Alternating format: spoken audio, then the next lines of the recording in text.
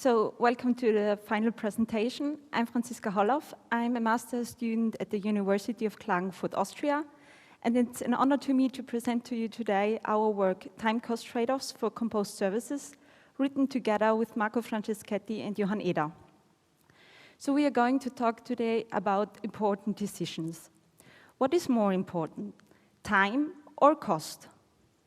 We often face these trade-offs because the cost dimension is dependent on the time dimensions. Let me give you an example.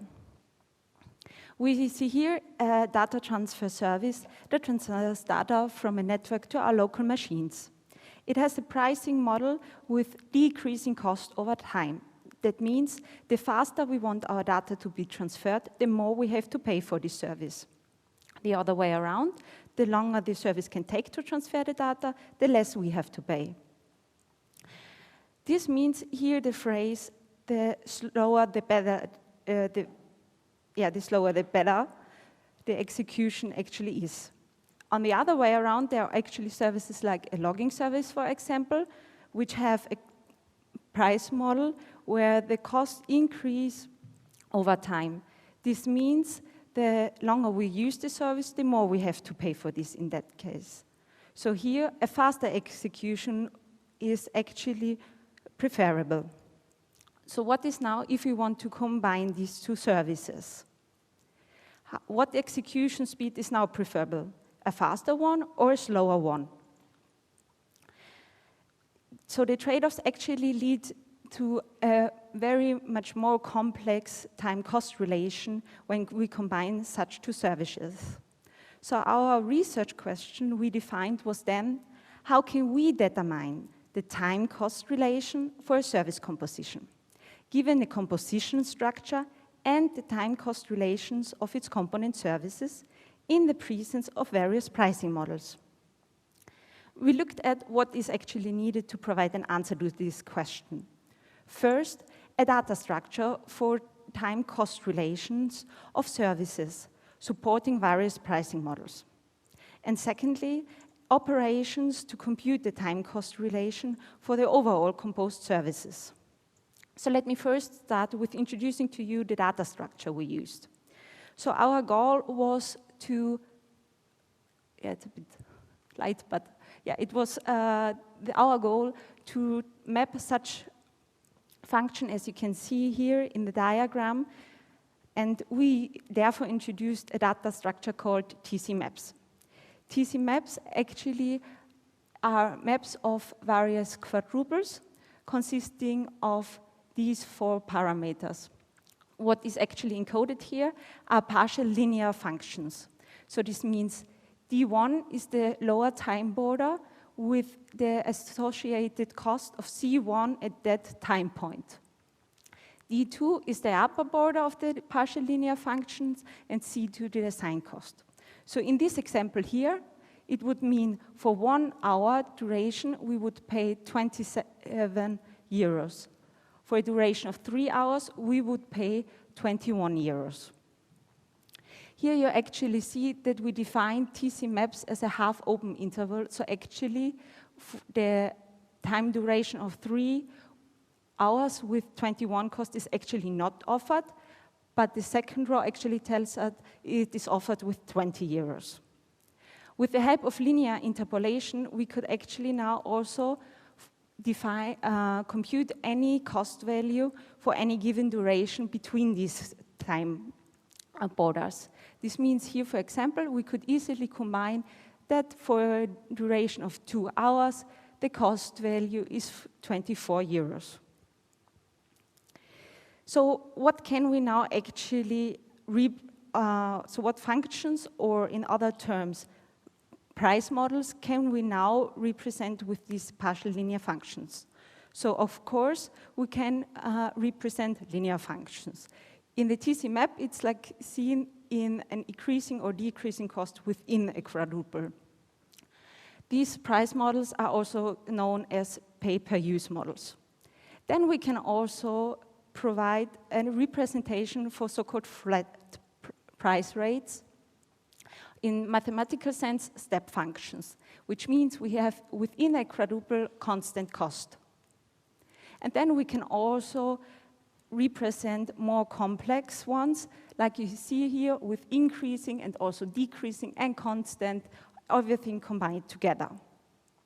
So how can we now use these TC maps for service composition? Let me therefore first introduce to you the structure we use for service composition. Here you actually see the composition tree for the example of a hybrid conference we use in our paper. For the sake of these presentations, the details are not important, so for everyone interested in those details, I refer you to our paper. What I will focus here on next is the actual structural elements. So the leaves of the composition trees represent our component services. The inner nodes are constructors that actually tell us how the subservices shall be combined, like control structures would do. And then the root of the tree actually represents the whole composed service. We use the common constructor types. So first, the sequence saying, okay, the two subservices shall be executed sequentially. We have an end indicating that the subservices shall be executed in parallel. And then lastly, we also have two alternative constructors. Here we make a specific distinction between an XOC and an XOD constructor. The C in XOC stands for conditional. We mean that here the execution decision which subservice gets executed depends on an external condition. We can only observe but not influence. On the other hand, the XOD, where D stands for decisional, we say the decision lies with the service controller. We define the service controller as either a human being or a piece of software actually managing the whole execution of the composed service and the dispatching of the invocation of the component services. So how can we now use this structure for the composition and combine it with other TC maps we saw before? So here we use now all the basic services, so the leaves of the tree, and each of them get their own TC map assigned, representing the options they have for time cost, which we assume are given for each basic service. So now that we have this information, we can start in the bottom-up procedure, calculate such a TC map for the overall service composition. Therefore, we needed operations for each specific constructor because they define subservices in different ways. So let me introduce to you the main operations we have. First, I will start with the XOCs. They have the same basic foundation in their operations. So here we want for a defined duration span, calculate which of the two subservices shall be executed. So first, we take here all the time points that are given by the two TC maps. Here we also have to consider the interception points of the two functions. The union of all these time points is then used to create new intervals. And then we have these intervals, we can now assign costs. And here actually the distinctions comes into play. So for an XOC, we assume that the execution depends on an external condition, as I already mentioned. This means in the worst case, we always have to pay for the service that has the higher cost. This means at design time, we have to always calculate with the higher cost. So for each interval, we then select the function that has the higher cost. And always using the maximum cost for all would result in the following red function you see here.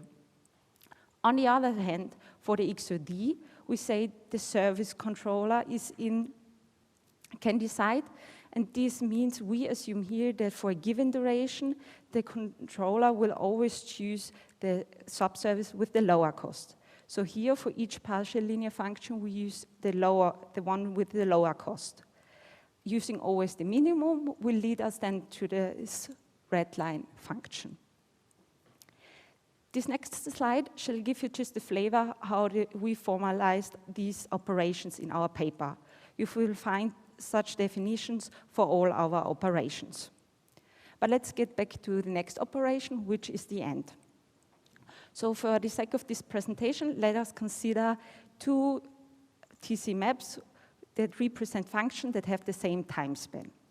What we do then for parallel execution means we have to run them in parallel and pay for both of them. This means, again, getting all the time endpoints of the TC maps, creating new intervals out of them, and then actually adding both of these functions.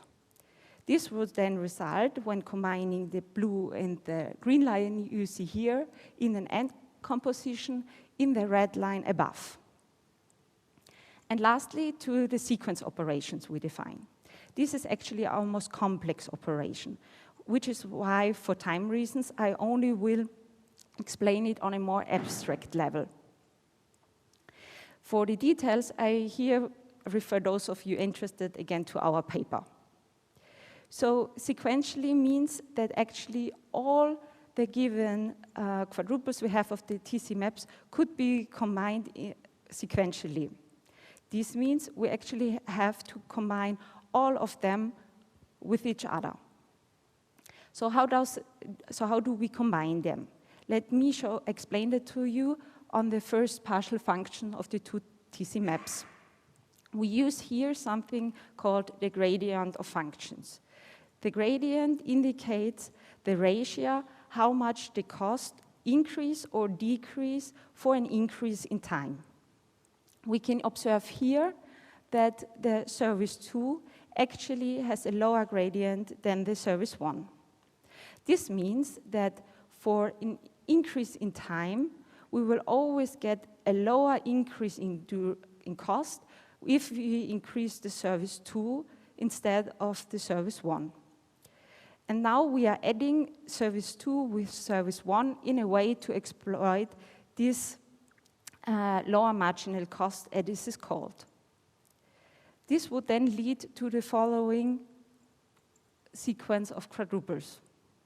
However, as I said in the beginning, we need to do that combination now for all available options of the two TC maps. So the actual overall function would look then like this. You see here, we get a really complex time-cost relation.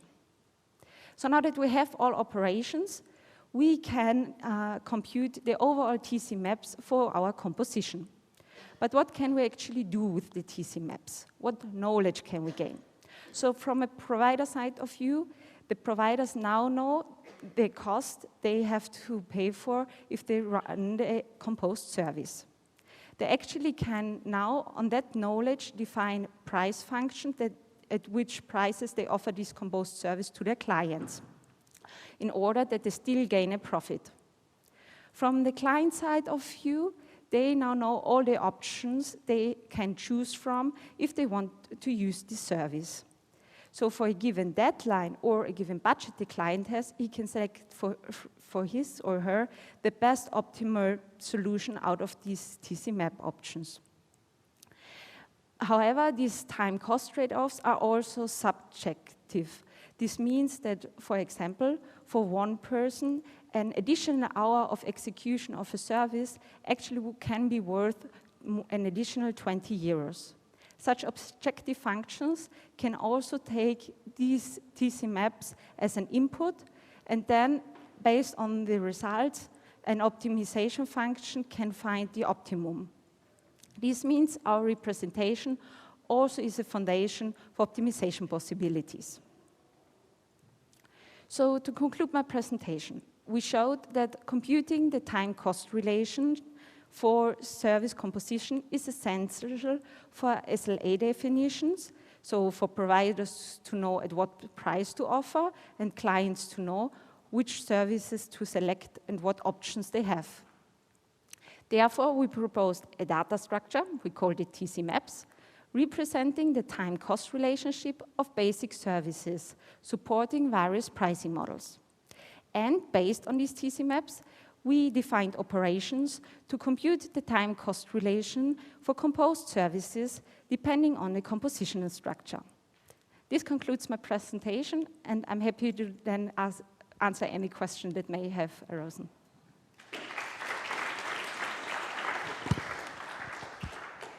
Thank you very much. Very clear presentation. Very nice. So I guess we have questions.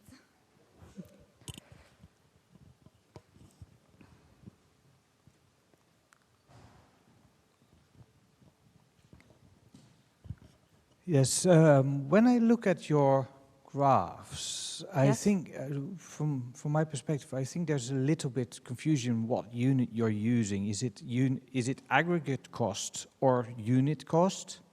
And when I'm looking, because otherwise some of the graphs look a bit weird. It's like, okay, you use more, you actually pay less overall.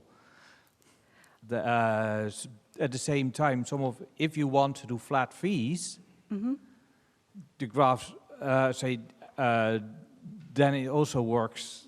Say if you have a per unit cost, which the graphs seem to be, per unit cost, you'd actually have just dots and then lines at the bottom and dots and lines in the bottom.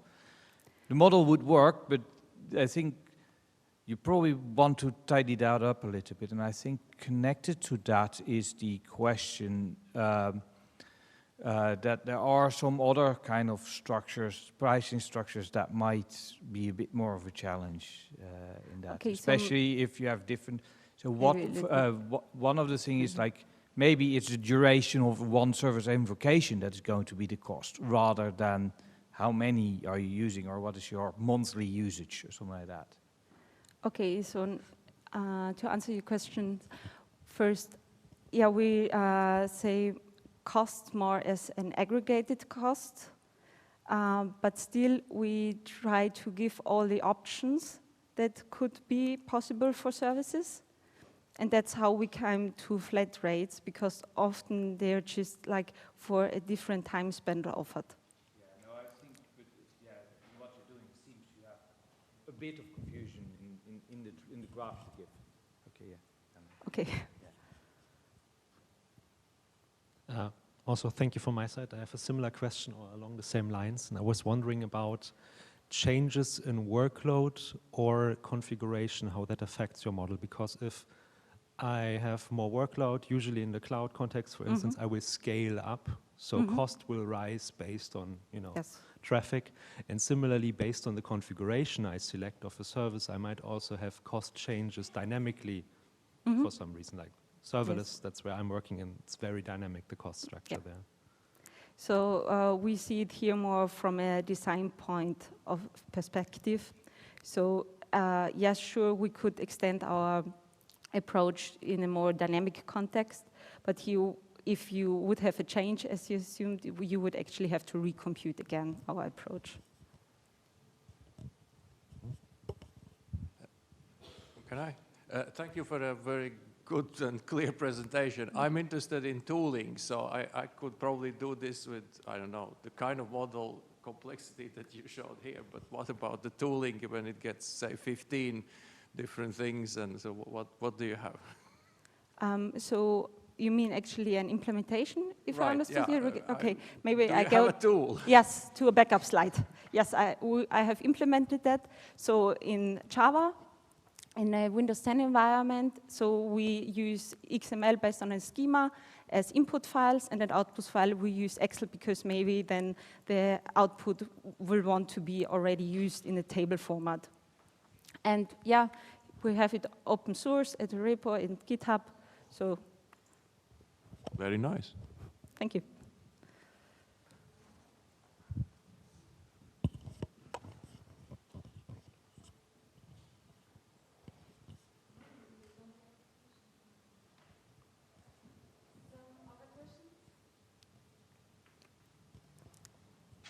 Maybe I can try also.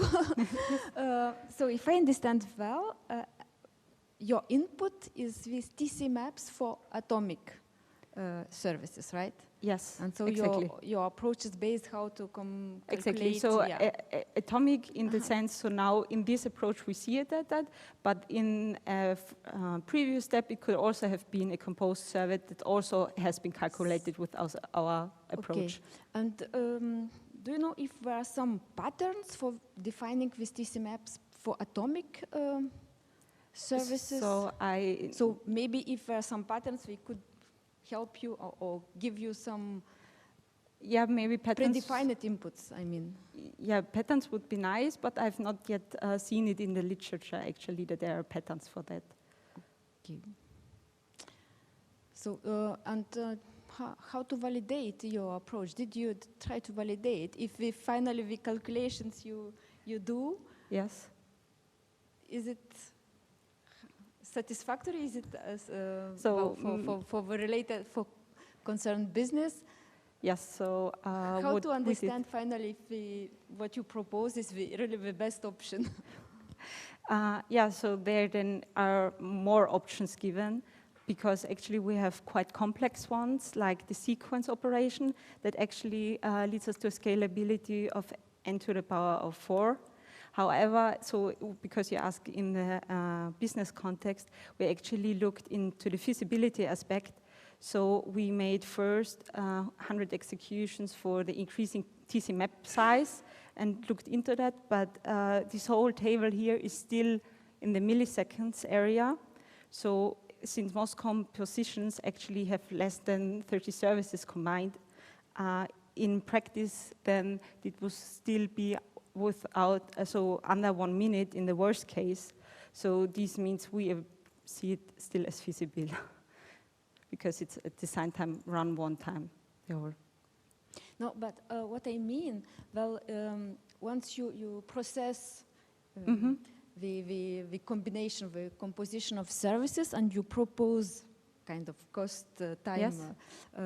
trade-off, how can we be sure, but this is the best one? I mean, how do you prove that? So yeah, we actually did it kind of with this experimentation, just trying out with examples. Yeah. Okay. You have something additional? Okay. Someone else? Additional comments, suggestions? No? Okay, thank you again. Thank you. Thank you again.